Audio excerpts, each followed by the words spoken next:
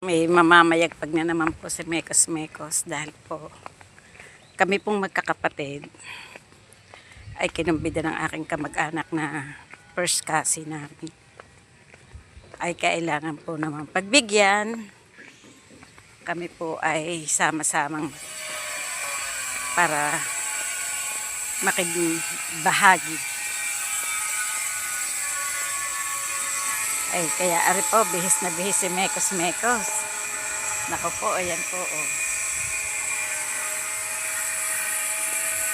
Namamayagpag na naman.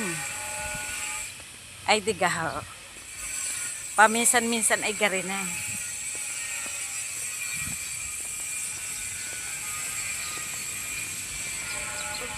Namimihasa yata si Mekos Mekos ngayon. Aba, ay lasa ko gaho eh. Sa pulho ng anong buwan na ngayon? September. October. Aba, ay panay na panay ho lakad eh. Aba. Ay kaya po ako ari naman po ay kasama ko mga kapatid ko. Pamangkin. Ayan po.